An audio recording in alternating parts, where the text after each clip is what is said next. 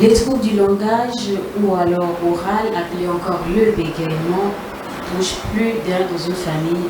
Quelles sont les causes? Est-ce qu'il existe un traitement? Pour en parler, nous sommes en compagnie aujourd'hui de M. Bertin Apela, orthophoniste. Bonjour M. Bertin Apela. Bonjour Madame Cyrielle. Bonjour à tous et bienvenue sur Proximité Web TV dans le cadre de votre émission Passeport Santé. Alors, le bégaiement, qu'est-ce qui en est la cause? Est-ce que le bégaiement est héréditaire? Alors, merci pour la question, Madame Cyrielle, et merci de m'avoir invité sur votre plateau pour essayer de répondre aux questions en lien avec le bégaiement. Donc, le bégaiement, en ce qui concerne le bégaiement, c'est également, d'accord, un trouble de la communication et qui, comme vous le dites, pour les chercheurs aujourd'hui, il y a un pan, il y a ce qu'on appelle des facteurs prédisposants ou encore des facteurs héréditaires qui sont à l'origine du bégaiement. Et l'exemple que je peux prendre pour essayer d'expliquer très clair et de façon terre à terre à nos téléspectateurs est que lorsque, par exemple, dans une famille, vous avez un papa qui bégaye, vous voyez que l'enfant de ce papa-là aura beaucoup plus de chances ou encore de possibilités de bégayer. Et selon les chercheurs, la possibilité est plus ou elle augmente encore plus lorsque c'est la maman qui est une personne bègue. Donc on peut dire qu'en termes de hérédité, le bégaiement, il y a quand même des possibilités, il y a quand même des mutations sur le plan génétique qui permettent à un enfant de pouvoir bégayer. Dans le cadre du bégaiement, qui sont les plus susceptibles de souffrir de ce trouble? Des garçons, des filles, généralement? Alors, selon les recherches actuelles, il y a plus de garçons qui bégayent que des filles. À quoi c'est dû? Qu'est-ce qui explique ce fait? Alors, jusqu'à ce jour, je dirais que nous n'avons pas encore d'éléments explicites pour pouvoir justifier pourquoi il y a plus de garçons qui bégayent que des filles. J'ai lu sur Internet que ce trouble peut être associé à des éléments comportementaux, cognitifs et affectifs. Qu'est-ce que ça veut dire? Alors, vous savez, la personne qui bégaye, vous allez remarquer que lorsque la personne est en situation de communication, sur le plan comportemental, lorsque vous regardez votre interlocuteur, vous allez constater qu'il fait ce qu'on appelle des syncynésies, c'est-à-dire des mouvements accompagnateurs pendant qu'il parle.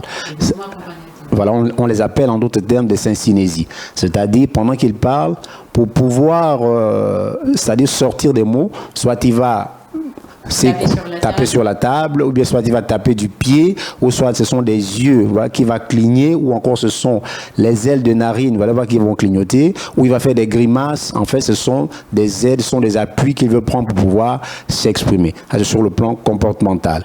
Des appuis. Ce sont des appuis, oui, c'est-à-dire, en fait, quand il veut parler, il cherche des moyens pour pouvoir... Effectivement, on peut appeler ça des tics, si vous voilà. Donc, c'est pour pouvoir l'aider à mieux s'exprimer, pour pouvoir l'aider à mieux produire les mots.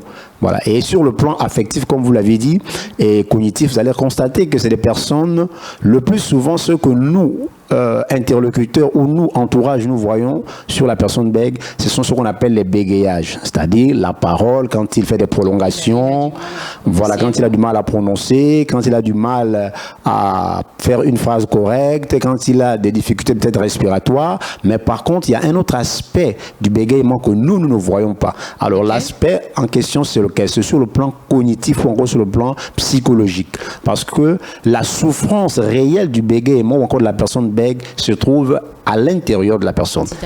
C'est-à-dire que la personne, quand elle veut prendre par exemple la parole, vous allez constater que la personne va hésiter. La personne va commencer à se dire, bon, si je prends la parole tout de suite devant les gens, est-ce qu'ils vont m'écouter?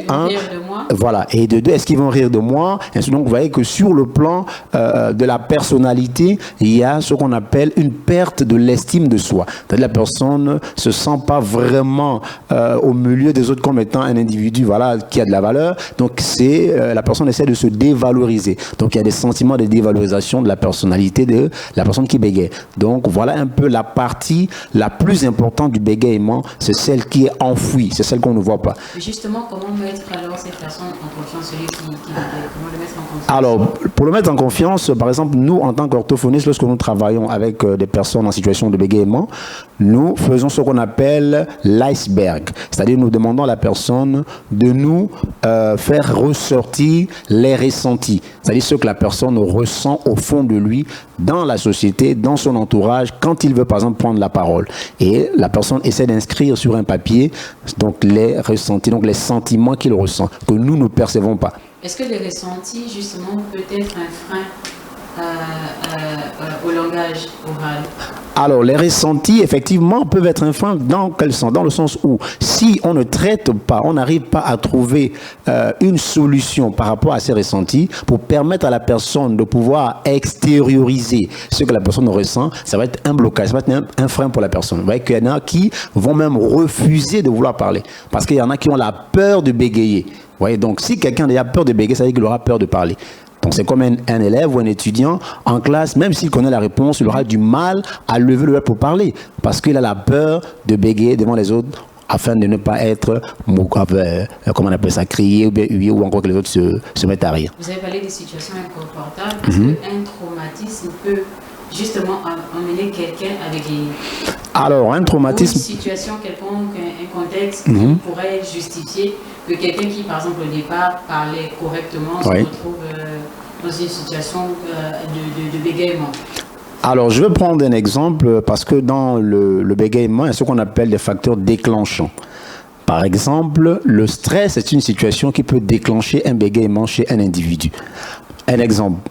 Quelqu'un, par exemple, qui, même s'il ne bégaye pas au départ, et qu'il est dans une situation où il doit peut-être prononcer une allocution devant public, et que c'est une personne qui n'a pas l'habitude des grandes foules, vous verrez que de façon systématique, la personne peut commencer à tituber, à bégayer. Alors, il y a également aussi, par exemple pour les enfants, lorsque un enfant est, par exemple, seul dans une famille et qu'il y a l'arrivée d'un autre enfant, vous constaterez que l'attention qu'on avait ou qu'on portait sur lui, automatiquement va être déversée sur... Voilà. Et là, il va se sentir un peu délaissé. Et à partir de ça, cette situation peut être mal vécue par l'enfant. Et ça peut engendrer, encore ça peut créer une situation de bégaiement chez un enfant. Donc, et il y a aussi, par exemple, des événements de la vie quotidienne. Par exemple, un déménagement. D'accord, ça peut créer une situation de bégaiement, ou encore, par exemple, des voyages. Parce qu'il y a des enfants, nous, par exemple, dans la pratique, nous avons reçu des enfants qui, après un voyage, ont commencé à bégayer parce qu'il y a eu un changement brusque dans leur environnement. Voilà. Et je peux aussi ajouter un autre élément, par exemple, la séparation avec un parent.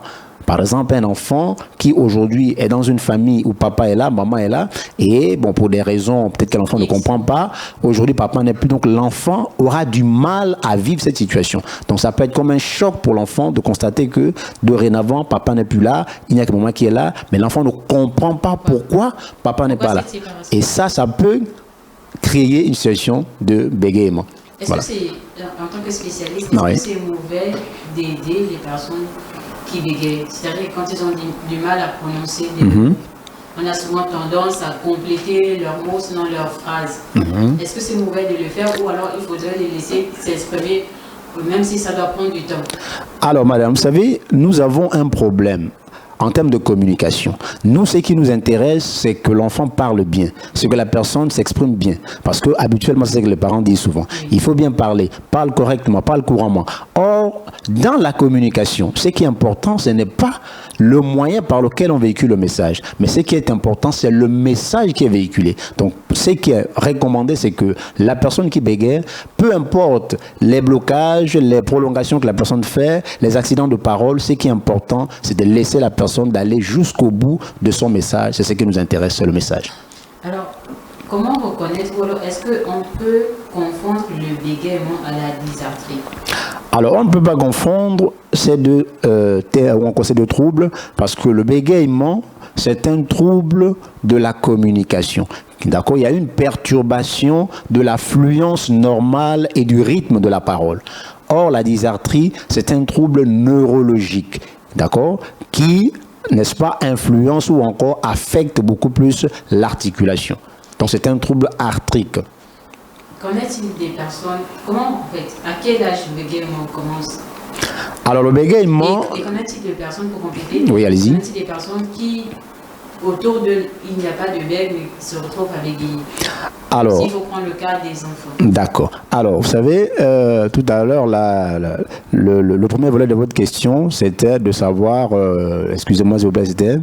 J'ai demandé quelle était la différence entre la dysarthrie et le bégaiement. Effectivement, j'avais déjà répondu à cela pour dire que la dysarthrie, c'est un trouble neurologique ou encore un trouble arthrique. Et le bégaiement, c'est une perturbation au niveau de l'affluence et du rythme de la parole.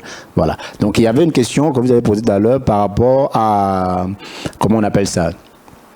À quel âge Voilà, merci, voilà. Donc, le bégaiement, pour la plupart du temps, c'est à partir souvent de 4 ans, 5 ans par là.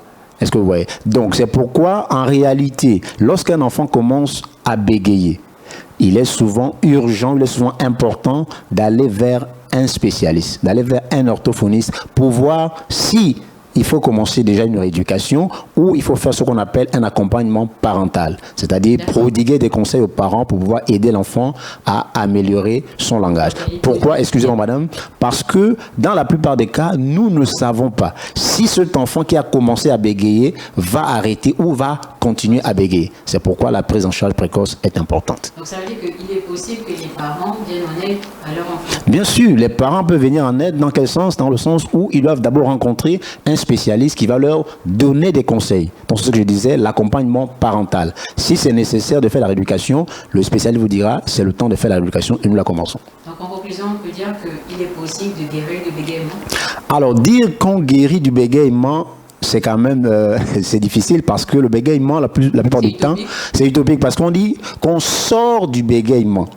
On ne guérit pas, mais on sort. Qu'est-ce que ça veut dire? Voilà, maintenant je vais vous expliquer. La différence, c'est que quand on parle de guérir, ça veut dire que c'est comme une maladie où on avait des symptômes. Et dès qu'on a pris des médicaments ou un traitement médicamenteux, c'est fini, tout a disparu. Or, le bégaiement, on ne guérit pas, mais on sort. Qu'est-ce que ça veut dire? Ça veut dire que le bégaiement est là. Mais la personne qui bégaye, on l'aide à pouvoir gérer, d'accord, ses émotions. Parce qu'en termes d'émotion, ça influence sur le langage.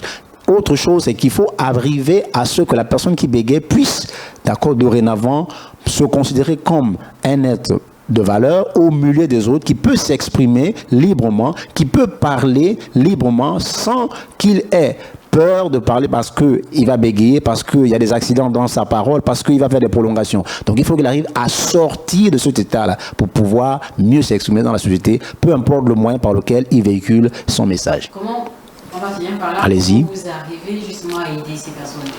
Alors, qu'est-ce qui se passe réellement au cours de la rééducation? Qu'est-ce que vous faites pour mettre la personne en confiance? Alors, le moyen par lequel nous aidons ces personnes, c'est la rééducation orthophonique. Donc, la rééducation orthophonique, on fait, je peux citer quelques éléments comme ça, c'est-à-dire on fait ce qu'on appelle la relaxation. Parce que le plus souvent, c'est les personnes qui sont tendues. Parce que lorsque quelqu'un prend la parole, vous remarquerez que ces personnes-là ont souvent ce qu'on appelle des tensions excessives au niveau du cou. Si vous remarquez bien, leurs coups sont un peu tendus. Donc, il faut les relaxer. Parce que quand la personne est relaxée, ça permet à la personne de parler.